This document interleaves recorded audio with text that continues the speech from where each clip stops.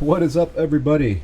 It is Tuesday, 6 p.m., at least where I live, so that means it is time for the Monster Maverick Show. It is a special episode because we just got back from SplinterFest, and we got a couple people in the chat. Omega's here. Both Omegas are here. You know, some people say there's Alpha and Omega. In Splinterlands, we have Omega and Omega. We got BB Omega, we got Omega Splinter, so it all works out. We got Doogie in the house. We got Zekalal, Eldon, I can never read L's and I's. My vision is going. The post-Splinterfest Maverick Show, that's right. Lyria, Lan, all kinds of people coming in. Solus Mike.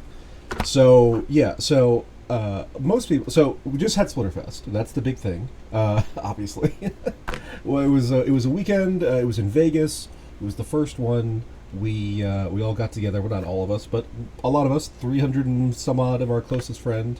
Was a hard fork different than a spoon? It's a good question. We will get to the hard fork. I did want to talk about that. So yeah, it was Saturday and Sunday, and you know, Vegas is a long ways for me. I come from the East Coast, so whenever I go to these things, any kind of conference, I always like to go the day before and the day travel wise, day before and day after, because I don't want to come in the morning and then try to leave the following night because it's just too much for me. So I flew in on Friday, and I got there. I almost missed my flight, but I got there at 5:30 p.m., which is fine. You know, met up with some people for dinner. I ended up having to dish some people for dinner because we were at this big long table at this pizza place, and the waitress was just taking forever. And so me and a couple other people went over to the bar and just ate there because it was faster. But yeah, so we went over for dinner, we hung out, and then the following morning, you know, the event started, and it was great. We'll get into some specifics later. But then, you know, I was traveling, instead of traveling Sunday night, I was traveling Monday. And just for whatever reason, the flights that I had available to me, like, if I traveled during the day on Monday, it was like 50% more in price. So I took the red eye Monday night into Tuesday morning. So I landed here 5 in the morning, my time, and, you know, came home. That took another, hour, and got into bed at like 6:30 a.m. and I was up at 11. You know, got work to do. So I'm a little sleep deprived, but I'm doing my best here. So we will recap all the stuff that happened. Still on Splinterfest time, yeah. But you know, I kind of lost it both ways because I was, you know, going to bed at like 9:30 p.m. Vegas time, which was, you know, midnight Eastern time. So, you know, I'm getting too old for this, you know. It's my Murtaugh. But yeah, it was a great time. We got to see everybody in person, most of us for the first time. You know, I know there have been local meetups that people have done. You know, there's the, obviously in Philly, Agrid and Yaba have had a few things. And the guys in Australia, they do their meetups. And there's some, I want to say Thailand, there's somebody who has like a restaurant or something that hosts events. But this is, for the vast majority of us, the first in-person thing related to Splinterlands. So it was great to meet everybody. You know, people I've been talking to for years and years. Actually, before I go any further, so I met Azaria in person for the first time. I've been talking to her for years. She is the composer of all things Splinterlands, or at least the main composer. I guess they previewed some stuff that have, you know, more people on them now, but she's the one who wrote this song.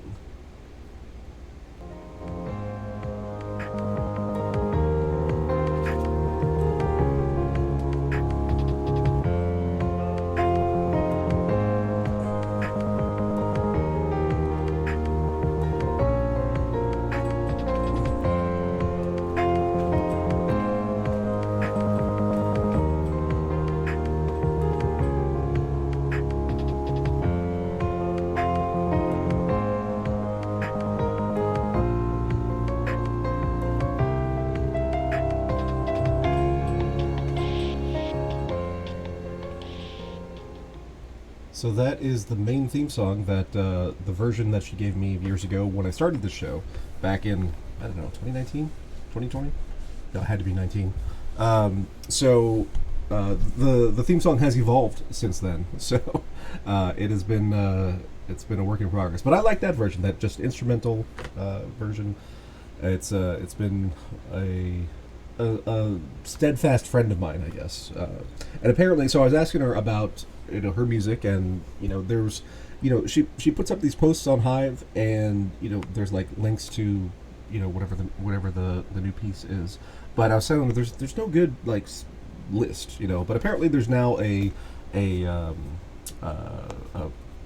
an album on SoundCloud, and I forget what the other one was, but apparently there is a list now, so we'll be able to check those out and see if there's any new stuff, because she just drops stuff periodically without warning, I guess. Okay, so if you like the meta music, or I guess the meta stuff related to the music, we got a few previews of things when it comes to Splinterlands. One of the things that I was pretty stoked about, that a lot of people I talked to people, they had mixed reactions to, was Battles 2.0. So they were talking about how they're going to have like sound effects when you select monsters. There's some speculation that when one monster attacks another monster, it'll have like some kind of thing that the monster says, or sound that it makes when it's attacking. So that's more than just the kind of generic sound effects that we have now. So I think that's going to be pretty cool, just to have more interactive, more fun stuff to go. Nines is in the house, other Neil. So yeah, we've got a very high concentration of Neils in the Splinterlands ecosystem for some reason. But yeah, it was great to see everybody. So, as I prefaced in the Mavs chat, this is like no preparation, because I'm barely awake, but it was a good time, and I didn't want to miss this chance to talk about everything. What was my favorite part about SplinterFest? Well, obviously hanging out with people. That's always the favorite part. The stuff we learned was cool. I was really, really pleasantly surprised with the headphones. Yeah. We'll talk about that in a second. I was really, really surprised with how good Lux Vega is looking to be. So that's the neutral summoner, and everybody who went has effectively a whitelist purchase option for Lux Vega, and then there's going to be a sale of the remainder. I think 1,000 total, if I remember right. So it's going to be, so if I can do this off the top of my head correctly, is +1 health, +1 speed, and +1 armor. I think that's what it was. Yeah, I'm like 90% sure. And it's a neutral summoner. It's gonna work like a dragon summoner, except it can't summon dragons. It can summon any elemental splinter, fire, water, life, earth, death. And one of the things that Yaba said was that people were saying, well, what about no neutrals rule sets? And it said, well, those rule sets apply to monsters and not summoners. So it should be available in those rule sets, and then you can just use your neutral summoner. It cannot choose dragons, no. But you could use your neutral summoner in every match that it has available. Because if it's a Little League, it's 5 mana, so it's it's over the 4 cap for Little League. But other than that, it should be available in every match, and it can choose any splinter except for dragons. So it is super, super useful. So you gotta think through. It's like, okay, I'm a high level player, because this is a max level legendary summoner. I'm a high level player. If I have this one summoner, I can, you can't replace the abilities of the other summoners, but you can replace the choosability of those summoners. So I could have one summoner in Lux Vega, and then I won't have to have, any other summoner really, except for dragons, maybe. Depending on if you're just willing to sacrifice those dragon-only matches, which are pretty rare. So, it's Lost Legendaries probably won't be available too. Yeah, that's probably correct. And it's only 5 mana compared to 7 or 6 on the other legendary summoners. So it's really attractive. I was really, so I bought the VIP ticket. We get the discount, but it's still thousands of dollars for Lux Vega in the gold foil. I was like, I'll probably buy it anyway, but but I was expecting just to lose money. But now I'm like, I might break even. Yeah, won't be able to play Little League. So it's a really really good summoner. I was really pleasantly surprised with how good it is, and when land soon. Yes, we talked about land at the event. Before I forget, so these headphones, these are not my usual blue headphones. These guys, these are just some cheap things I got on Amazon, years ago. These are the HyperX headphones that we got in the VIP bag, which are these guys, Cloud Stinger Core. I mean, they're pretty good. They might be a little too small for my head. I got a big old melon here, but they're pretty good. They sound great. Just the form factor just might be a little short for me, but I don't know. I'll see how it goes. Yeah, they're good for sound. If you have a big noggin, might not be big enough. That's all. At least now I'm a high roller. So Lux Vega was really really good. I'm very pleasantly surprised because I pretty much thought it was a throwaway, honestly. But teasing the neutral summoner, and then we saw the stats, and is really good. So from a rental perspective, you got to think, well, it should rent for 3 times your normal legendary summoners, because it's so versatile. You can use it in so many situations. So I don't know. We'll see how it goes. I'm optimistic.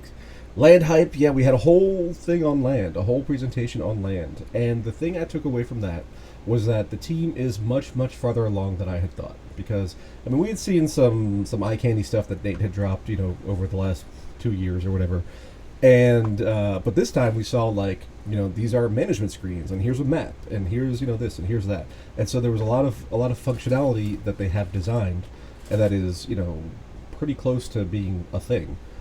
So clearly, I mean, as Agrid has said on town halls and things, we have to go through tech modernization, and then I don't know, or something else, and then we can start rolling out phases of land, and there's going to be the conversion, the claiming process of going from having just a plot to an actual deed that has a coordinate, and then you'll know where it is and what type of resources on it. One of the things I found most interesting about that, so they showed some mock-up screens, was that they had on the screen a card, or I guess you would call it, and it was woodlands or whatever, and at the bottom of the card there was possible build options, and I had thought each type of land resource was going to basically just have one thing that you could do with it. But there were, I don't know, 4, 5, 6 different building options for this single plot, based on the fact that it was, in the type of land that it was. So Nate promised land soon. That's right. So I was surprised by the complexity of the building options, and obviously nothing that we saw is actually final, but it looked good. It looked much farther along than I was afraid of. So, because it's been 2 years, right? So, just my personal guesses. I think we get claims by the end of the year. In that you turn your plot into an actual, from a fungible plot into a non-fungible plot that has your particular characteristics. I think we get the first round of or I guess phase 2, the building. I think we'll probably get that in Q2 of next year, and I think we get full on, the whole thing works. We can mint new spells and items and all that kind of stuff. I'm guessing that's going to be end of 2023. I'm not a team member. That's no guarantee. That's just what I think, based on the cadence of things that I've seen over the years. That's what I think will happen.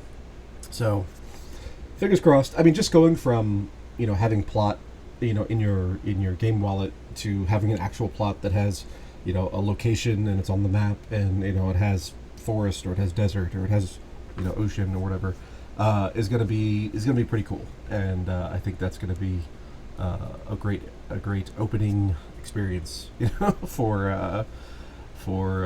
everybody who has land. All 100. So there's 150,000 plots in in the on the island or continent, whatever it is. And if I remember right, 10,000 are reserved for like game function stuff. There's going to be like a coliseum, and there's going to be all these different things.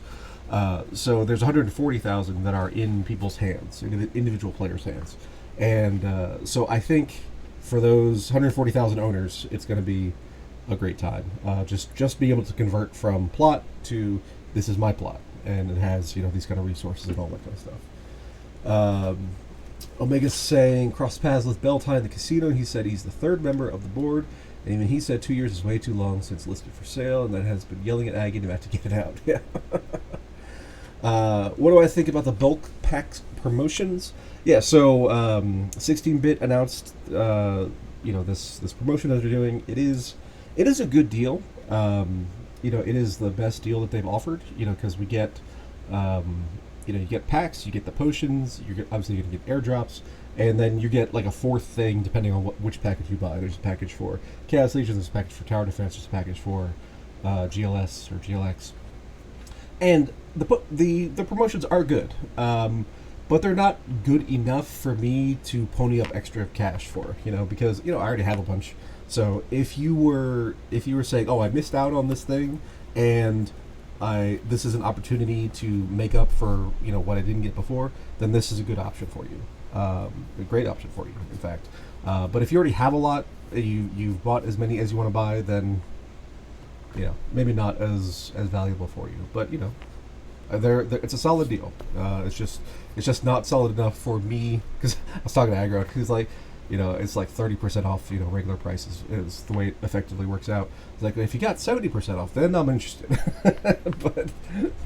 but 30 is not enough for me to buy more than I need, so call me at 70, definitely though. Ready for the expedition team to return. Yes, that's the lore aspect of the land exploration. So yeah, land was great. I liked the talk on tower defense that Richard had with the double coconut guys.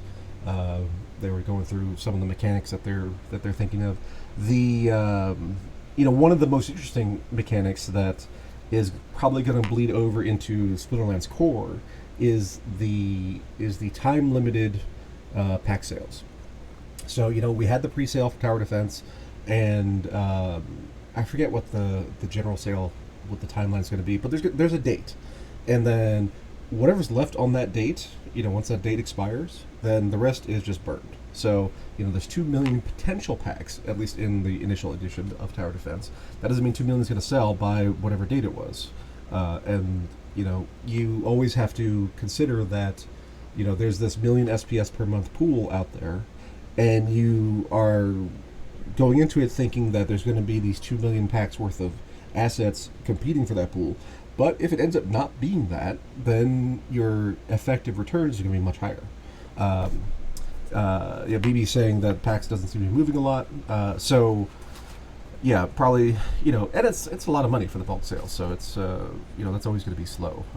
But you'll have people come in periodically to do that.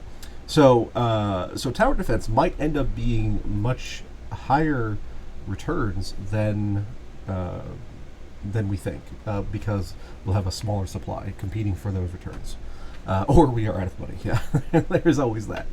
I tell everybody, you need to just buy more nodes, and then you'll have your stream of income every day. that's the key to that. So yeah, tower defense was good. The GLS stuff, people are asking me like, am I going to buy GLS? I'm just not interested in soccer. I'm not interested in sports in general.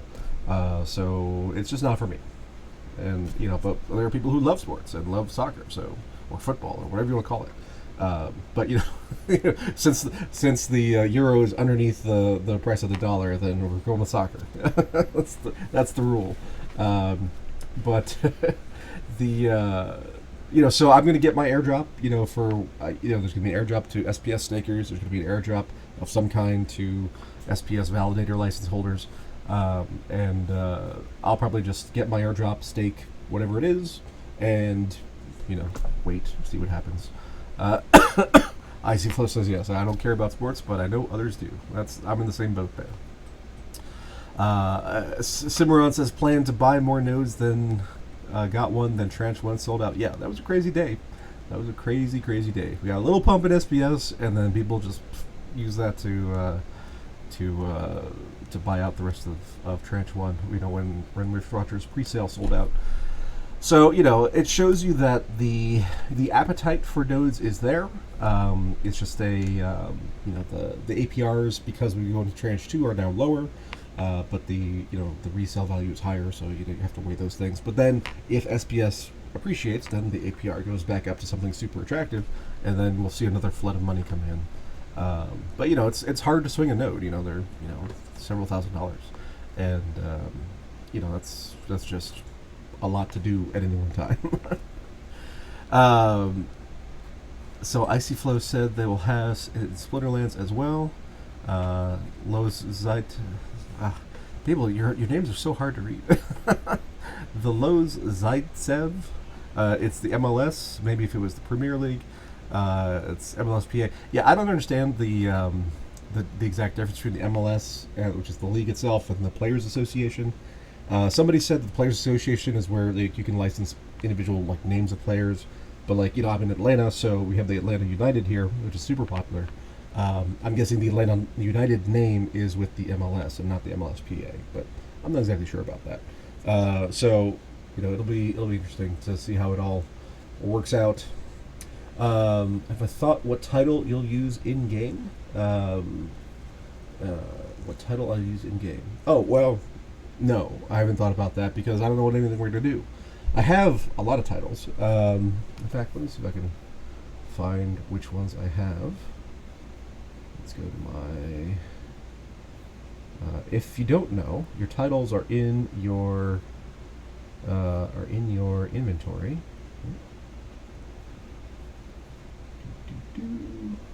So I've got Praetorian, I've got Untamed, I've got Legionnaires. I think that's it.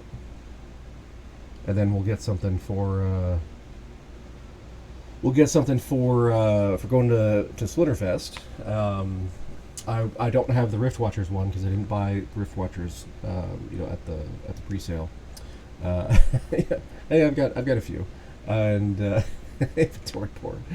Yeah. But it's going to depend on what they're doing. When we get things actually in effect, and I'll make my decision at that point. But I have not sold any titles. I have not bought any titles, so it's just whatever I have. So right now, I have the Praetorian as active, just because I like the sound of it. But whatever. No rights to team names or direct association with the MLS. Okay. Yeah. So this is your inventory. Oh, I did want to say, if you guys use Splex, to manage your rentals, then hit up not Vedev, hit up Gene Pool Chlorinator to let him know that I referred you, because I do get a tiny referral. So I make 5 DEC a day with that right now. So that'd be cool if that went up. I think the Watcher title sounds cool, but I don't have it. How much for that Legionnaire title is not for sale. Not until we know something about them. It's hard for me to value anything when it's just cosmetic, which is what it is right now. I didn't have skins. I didn't have any of the skins until we actually got SPS airdrop for them. Then I bought a whole set. I'm just a numbers guy. That's just how I roll. So day one was all the panels of SplinterFest, creative team. I did get a sneak peek at the castle art. I'm actually not sure if it was a castle or a keep, but it looked more like a castle to me.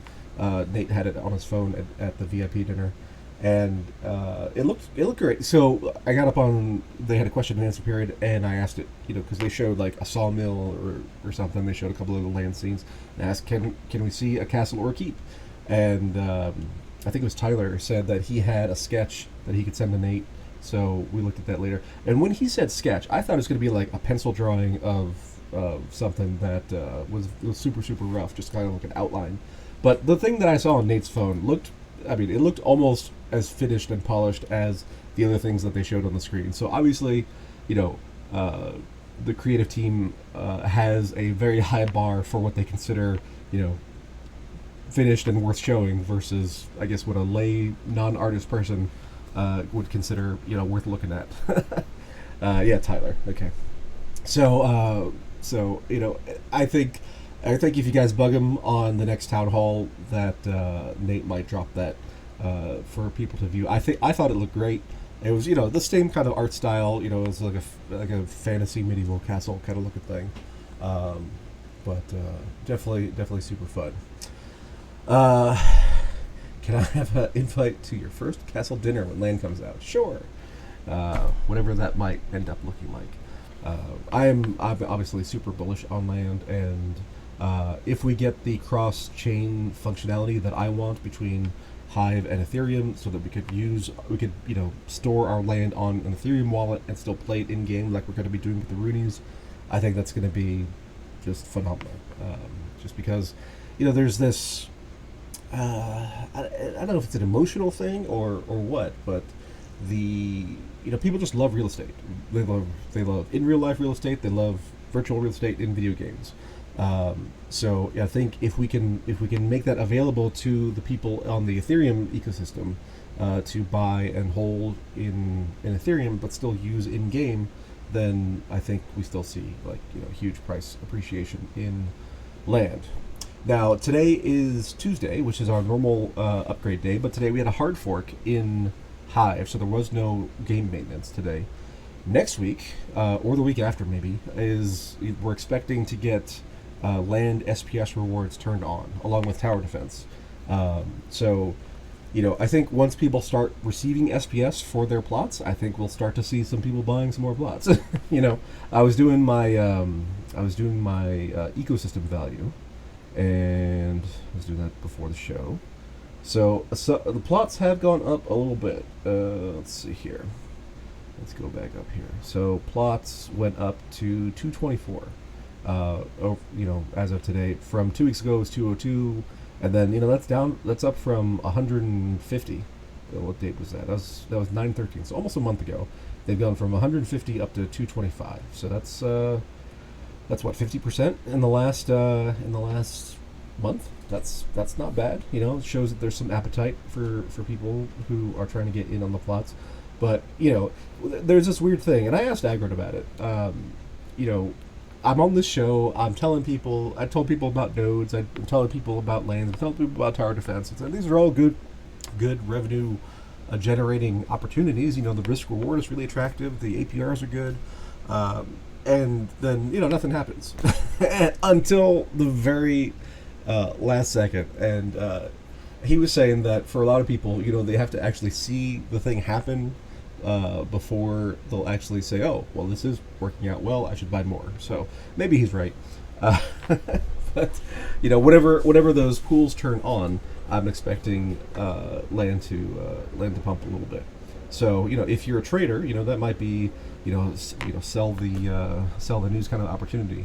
But, the APRs are still going to be great. Do we get a fork coin? Not that I'm aware of. So, I did want to talk about the fork for a second. A week or two, Drew, was when SPS rewards for land and TD. That's what I've heard. So I did want to take a second and talk about the hard fork. So the way Hive works, and Hive is the blockchain system that SplinterFest is built on. Most people who play SplinterFest don't know anything about Hive, and they don't need to. It's just it's there in the background. You don't care about how your electricity is generated, or at least most people don't, and but you just want it to work, right? So same thing. The Hive blockchain is the infrastructure on which SplinterFest runs.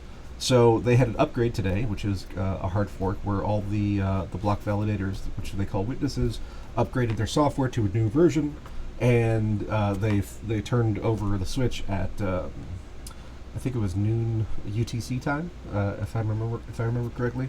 So there's a lot of stuff that was in it. The main thing that affects Splinterlands, though, is that the way you submit a transaction on Hive is you publish a piece of information to the blockchain, and then the blockchain charges your account an amount for what they call resource credits. and that amount varies depending on what it is you're doing. Now, in Splinterlands, the vast majority of what we do is publish custom JSONs, which is JavaScript object something. I forget what it stands for.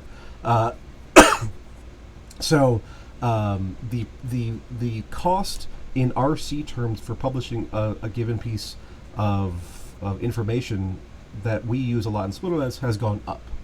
And to top it off, they had this weird thing where instead of having a change as of noon today, and then going forward it's going to be different, the way they are calculating your current balance now is like, okay, if we had this pricing now, if we had it for the entire history of the Hive blockchain, what would your balance be now?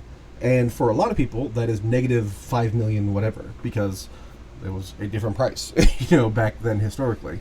So all those people have been set down to zero. So they have 0 resource credits. They will recharge up to 100% over 5 days. You recharge 20% per day.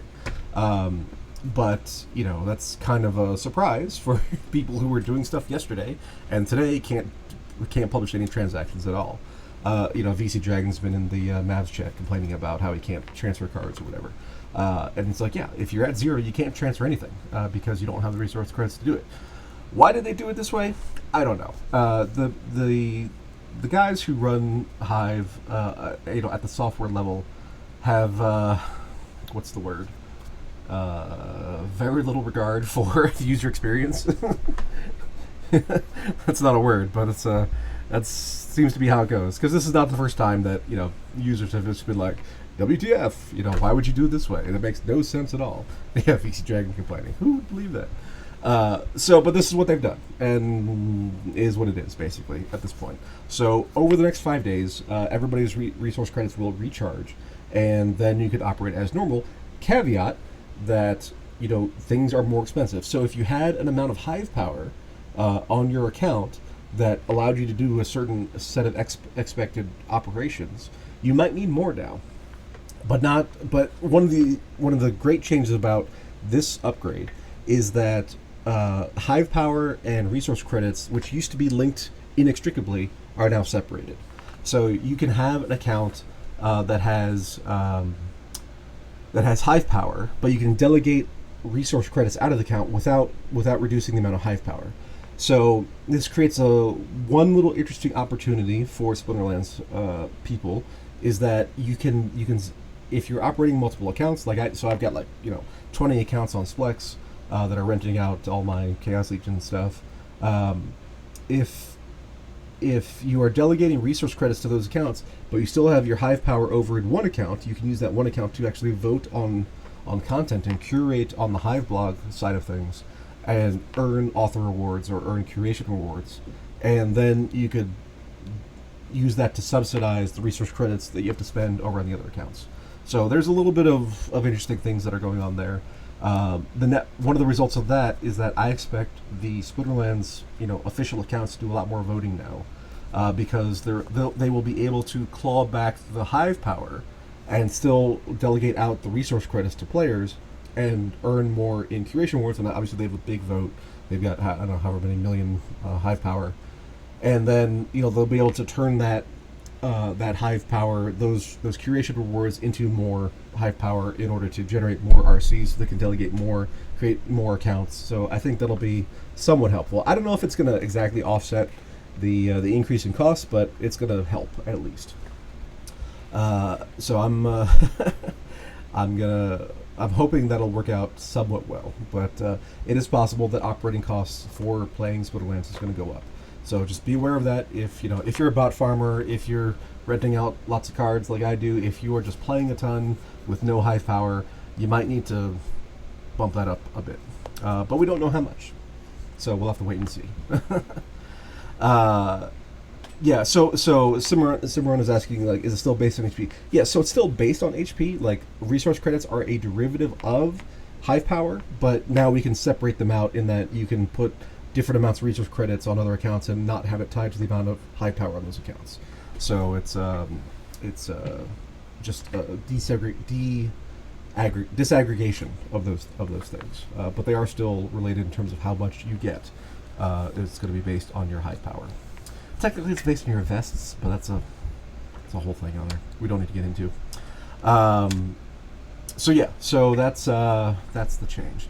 But since I have it up on the screen, I did want to hit the ecosystem value because it was kind of interesting. So let me bring that up. I know it's on the screen, but it was not on my screen. So here we have, the last one I did was 2 weeks ago, because last week my cough was just killing me, so I couldn't do a show. So 2 weeks ago, we went from 223 billion, and now we're at 220 million. And so that's, obviously not the right direction, but the market's a bit terrible, so it's okay. One of the things that I wanted to look at was the card values. So here's all the card sets, and that has a total of 103 million. I don't know if you can read that down at the bottom of the screen. 103,163,593. That was 2 weeks ago. This week, or today, we're at 102,775,000. And you can see that this line here is the Rift Watchers went from 661 million up to 2.5 billion, and that is obviously a lot of people have opened more packs, and some cards have done really well. The interesting thing there is that because those amounts, that 103 versus the 102, what we're seeing there, and it's almost 103, it's 102,775. What we're seeing there is mostly sector rotation. So people are rotating from other things into Rift Watchers. So that portends well for the price of Rift Watchers potentially. But there's not a net gain there to the ecosystem. We're just seeing people sell, whatever it is. Chaos Legion went down 550k. What's this? That one is Rewards. Rewards went down 1 million. Alpha went down 338,000. This one went up 900k. Untamed. Okay, so Untamed did well. And if you're an active trader, you want to be paying attention to these trends to say, okay, where is the money flowing? Is it coming from outside to just bump up things, or is it taking away from other categories and going into this new category? And right now, that's what we're seeing. We're seeing the sector rotation into Untamed, surprisingly enough, but also primarily into Rift Watchers. So take for that what you will. I'll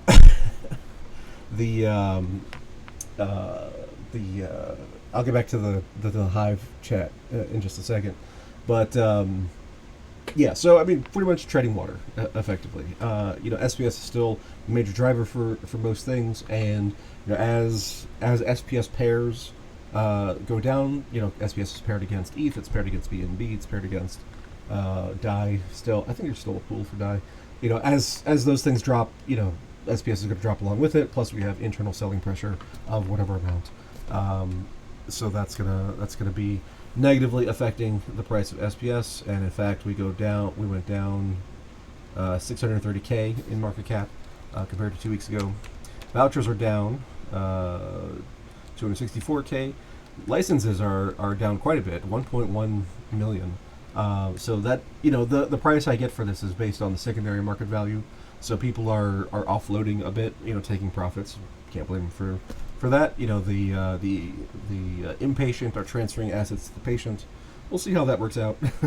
Generally, the patience works out in the long run. I still remember back in the early days. So one of the things about SplinterFest is, I met all these people, and obviously I'm, relatively well known in the community. And a lot of people ask me, it's like, well, what got you started? How did you get into Splinterlands? Because I'm a day one Splinterlands player. And I was on Steam at the time, just doing blogging stuff. And, I started seeing these posts about this, we're going to have this game, we're going to call it Steam Monsters, it's going to be cool. So I started and I bought one. Right? Pretty sure I just bought one the first day. And I saw a speech that Agro gave. I don't know if it was the Hive Fest speech or somewhere else. But he made the comment that if you're on Steam and you're not on Discord, you're not doing it right. I was like, that's a weird thing to say. But I had never been on Discord before I got into Splinterlands. I don't even know if I heard of it. I've had chat programs, for decades, but just Discord wasn't one of them. And so I checked out the Discord for Splinterlands. I started meeting people in the community, and I think more than anything else, as I was thinking about it this weekend, more than anything else, meeting people in the community is what got me deeper into the game. I might have been a casual player, but the the the ridiculous amounts that I put into the game over the years is really a direct function of the fact that I made connections within the community, saw that this was a cool thing, saw that there was a future for this, and just went deeper and deeper and deeper, and then ended up as Mega Whale. So I encourage everybody to get involved in the community if you're not already. Get on Discord, meet people, come to SplinterFest 2, whatever and wherever that might be, and I think you'll be happy that you did. But I'm reminded about that because of the inpatient going back to the patient. Back in the early days, before we had a game, there was just cards. There was no stats. There was just the alpha edition. So we knew the artwork. We knew the teams, the different splinters, and that was it. So we knew that the Angel of Light was the life legendary card, and we knew what she looked like, and that was it. So there were these people who were buying packs and opening them up and then selling selling whatever they could, and then just trying to recycle. And there was one of these guys, Thomas G. I remember he was probably the most active at doing that, and I bought so many cards from Thomas G. And he made a bunch of money. But he missed out on the mega bull run that we had over the years because he was so focused on the short-term profit. So for all you guys who are selling nodes cheap, I mean, more power to you. Take your profits. Just don't miss the big moves for the small moves. I just hope you keep that in mind is all. So he was very paper-handed. I don't even think he stuck around for beta. I think he was just an alpha, but he bought a ton of packs. At least back then, what was a ton? Alpha edition. If I remember right, was 200,000 packs total, and I don't know how many he bought, but it was probably over 10,000. Which for the community we had at the time was just enormous. But they ended up mostly in my hands. So, all right. So I see a lot of questions about the Hive stuff. So let's go back and review that. Let's see. So if you have two accounts, one with lots of high power and one with none, and the one with nothing blogs and the other one with high power upvotes, does that make you money? Yes, it does. So there's an author for any piece of content on the Hive blog system, and then there's a curator, which is a voter, and those are two different functions. So it could be the same account, it could be different accounts, and the rewards that are generated by the voting for the piece of content are split 50-50 between the author, called author rewards, and the voter, called curation rewards. Now, if you upvote your stuff constantly, and only your stuff, then the community of Hive blogging people take a dim view of that, and possibly they'll start downvoting you if you have passed whatever threshold in their mind is too much. So there is like an etiquette to the whole thing. So in the one of the guys I met at SplinterFest was a Zircon, who's been around Hive forever and is a large force in the downvoting community. So if you wanna say what kinds of actions will get me downvoted from you, go ask a Zircon in Discord, and I'm sure he will be happy to tell you the things that he will consider illegitimate or whatever. That doesn't make them illegitimate, but that's what he does, and that's the way he votes, and he's got a big Hive vote, so just be aware of that. So let's see. You can upvote your posts so that you don't need a second count. Yes, you can. Just be aware that there are social limits and that are not blockchain limits. Only change is freezing peak D swaps, not swaps and stakings. Yes, all those things require JSONs. You can make free money. Well, it's not free money. It's so the way Hive works is that there's I forget the exact number right now, but there's about 8% inflation a year, and then that gets distributed, through multiple pools, but two of them are author rewards and curation rewards. There's also a big chunk that goes to the witnesses. There's a chunk that goes to the DAO fund for building up that proposal system. Is there any other functions? I don't really keep up with it, but I think those are the major chunks. people on Hive don't like auto votes. I wouldn't say that. Self voting is an issue, but auto voting, like if you follow a bunch of people and you vote for them, you can go to hive.voter, I think is the website, and set up a trail. That's pretty common. If whales, imagine if whales were extracting the reward pool this way. Imagine that. Yes, that absolutely happens. A lot. And there's people who argue, it's like, well, you should never sell any Hive. That means you're not committed to the community. That's just insanity. But any community you have where money is at stake, you're going to get crazy people. Let's see. Druids is just reinvesting, building more. That's the way to go. I'll tell you, I did not take anything out of Splinterlands until this year. So, and currently, I'm not selling anything, but my daily income, I compound half back in and take half for profit. So, when you get to a level where that's the amount you're compounding back in is still a lot, then I think that makes sense. Found the link for the SoundCloud Splinterlands stuff. That's great.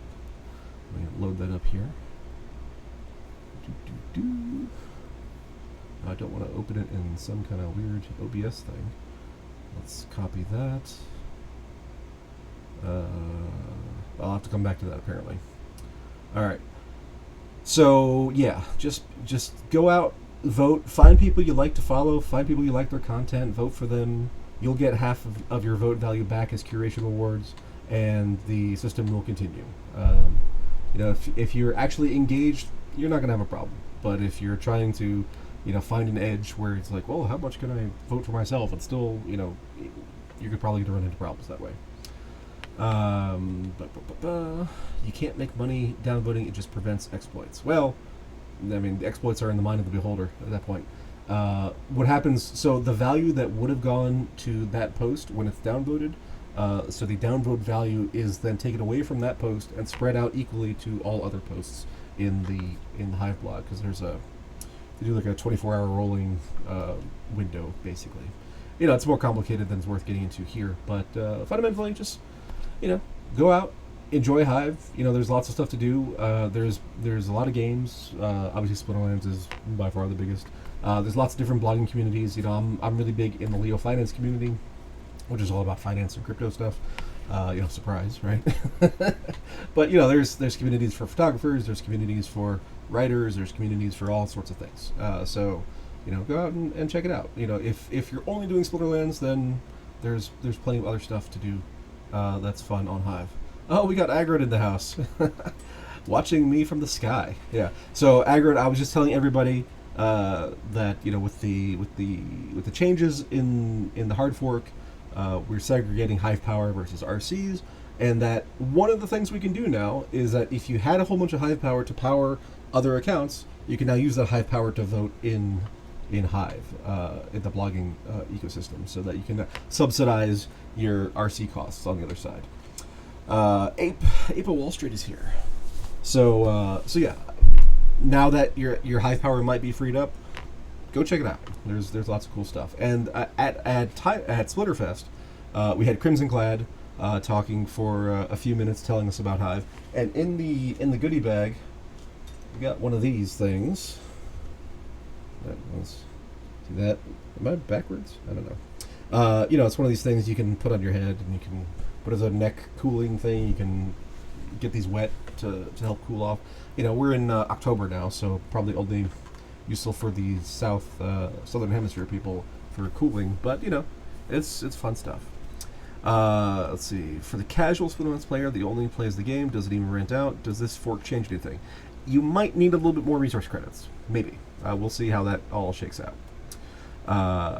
And so Agrit's saying the curation rewards from Splinterlands is going to be 20-30% larger. Yes. Yeah, it's not.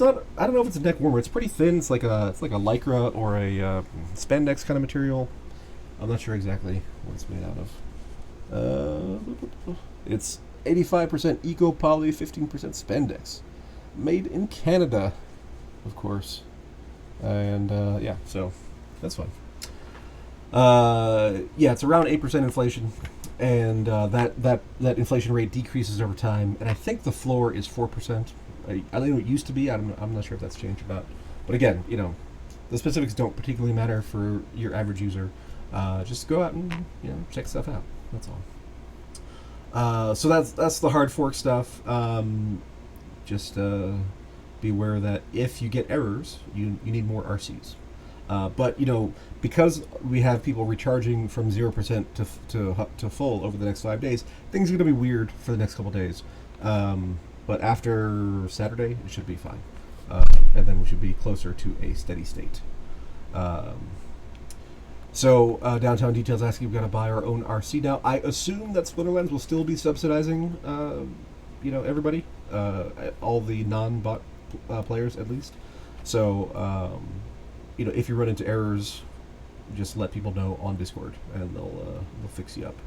At least that's what I assume. I don't make Splinterlands policy, that's for sure. But I'm assuming that's what they'll do, since that has been their policy in the past. I am curious for those people who were at Hive Fest. What was your favorite part of the things? Obviously hanging out with people, I know it's going to be everybody's number one. But as far as like things you learned, or panels, or the tournaments, or whatever, what was your favorite part of the SplinterFest? And Agro's asking, scale of 1 to 10, how was it? I would say it was really good. The production quality was a lot higher than I expected, to be honest. We had those banners around the room that was really cool. The sound was kind of terrible, but apparently that was HyperX and not you guys. So yeah, I think it was super fun. I would say a solid 8. There's a little bit of room for improvement, but it was good. It was really good. I was suggesting to Weirdbeard in the Discord earlier that for so we had the 2 tournaments. For the initial round, I think how we did it was fine. For the actual final round, where we were down to 8 or 16 players, I think it would have been better if everybody. If each pair that was up for battle got up on stage and battled like right there in front of us, and there was some weirdness with people being able to see other people's screens and stuff like that. So they would see, they would sit so that the monitors were back to back, and so they would submit their team, and then before going into the actual play, I thought it was really nice how we had Luthien and Aftersound, doing the commentators. Obviously they'd never done that before as a team, so there was a little bit of roughness there. But I thought they did a pretty good job for just kind of doing it off the cuff. So what I would like to see, so players go up, they submit their teams, the thing gets put up on the big board, and we can see the battle, and and then at that point, before you hit play, have people comment on it, not the players themselves, because they want to keep their strategy in their own minds, but have everybody else be able to look at it and say, oh, I see what you did there. You put this summoner because you thought the other guy was going to do whatever, and having that whole discussion, and then hitting play and seeing how it all plays out. There was that one match with the stun lock that was people were screaming. So having more opportunity for that, I think would be great. Obviously, that would take longer than how it was done, but I think the engagement would be worth it. Also, I think that the streaming to everybody else who wasn't there would be I just think it should have been real time, basically, instead of delayed and posted later. I think that would have been fun because obviously, for any in-person event, not everybody's going to make it, regardless of place and circumstance and all that kind of stuff. So. I think that'd be cool, and maybe that would be maybe it'd be something like obviously we have the in-person prices, we have the streaming have like a cheaper price, and then if you want to wait 2-3 weeks, then you don't have to pay and you'll just post replay kind of stuff. So Liberty's saying Aftersound was very good, looked like a professional. Luthien and Bulldog did great with colored commentary. Yeah, I'm just saying, like, as a team, they weren't quite in sync with each other. There was some awkwardness, but that's just them working as a team for the first time.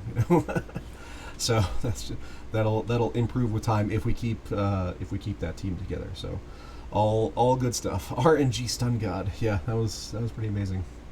BB says favorite part was seeing Weirdbeard in action. Yeah, he was dynamic. He was excited. Definitely more than I would have thought. From just town halls and stuff. Uh, yes, Cimarron says surprised at the AV issues, that kind of stuff. Agrid's asking, would you refer friends and family to go to it if they were in Splinterlands? Yeah, not just randos off the street. That's for sure. Let's see. BB Omega says they were together in the beginning. Vonak. Druids as salty as not Jabba. Peace, prosperity, freedom. Yeah, they needed more time. Weird Beer was great though. So yeah, I mean, it seems like everybody had a good time. It's just there was just some rough spots for being the first thing, but overall, I think it was great. Acro wants the randoms, maybe so. It was funny. So I was sitting up in the at the end of day 2. I was sitting up in the little VIP area, and I was talking to somebody, and one of the waiters came in and was asking if we wanted to say anything as they were closing out, but then he started asking, he's like, so are each of those cards NFTs? I was like, yeah, they're all NFTs, and apparently he's not super active in NFT gaming, but dabbled a little bit. So maybe we'll pick up a new player there from the guys working the HyperX Arena. Yeah, BB's saying that the team made it all look like it was something they do for years, but people seem to forget it was the first ever. I mean, I don't know how you could forget. It was 2 days ago, but it was a good time. So yeah, it's and lots of people ask me really random crypto tax questions and stuff. That's always fun. Oh, by the way, if you emailed me, I will get to you. I promise. It's just today's a little rough. Working on a few hours of sleep here, but and I've got to catch up on like 4 days of things that have come in. But I will get back to you. Just be a little bit patient. That's all. So we are coming up on the end here of this totally unscripted, well, none of them were scripted, but unplanned, unprepared episode of the Monster Maverick Show. We got 2 minutes left. Walking Keys brought him to the event. Yeah. I was super surprised that Gold Manners couldn't make it. So if you look on Twitter, so me and a couple other people have recorded some little clips that he put together. So check those out on Twitter. He's always good at the video editing. But yeah, I'm looking forward to the next one. I don't know when it'll be. I don't know where it'll be. But if I can make it, I will. And obviously things in the U.S. are more easier for me. But there's an international community, so I would not be surprised to see something in either Europe or Asia or something to be more convenient for those other players. Let's see. We got kitties. Yeah, so everybody's talking about Byzantinus. So he wore this cat mask, the whole time, which was a little odd. Not gonna lie, but it's what he wants to do. But he did wear that every time I saw him. He had the mask on. I do not know what Biz looks like. I assume the people on the SplinterFest team have seen him without it, but and he was talking in chat this morning about how likes his privacy. He's in customer support. Sometimes there's angry people, so yeah, I get it. But it does definitely put a further distance, compared to everybody else there in person who's you're looking face to face. So something to think about. Anything else that I wanted to hit before we go? I don't even know. Oh, I do know actually one thing that while I was on the trip, I brought my laptop, but I didn't power it up because I didn't want to log in, into stuff. Even though I use Keychain, which keeps your stuff on your computer rather than transmitting keys, I just didn't want to do anything. So I kept my laptop off the whole time. I didn't claim any SPS or node rewards while I was on the trip, and then I got home and I was able to claim today, which worked fine. But I definitely want to have some kind of auto cleaning system so that I don't have to miss a day, because compounding, it adds up. A little bit extra edge will get you there. Hey Jarvie, no, still no 2-hour streams, just the one, and we are out of time. So thanks everybody for coming by. I will post a replay here on YouTube here in a bit, and we'll see you next week.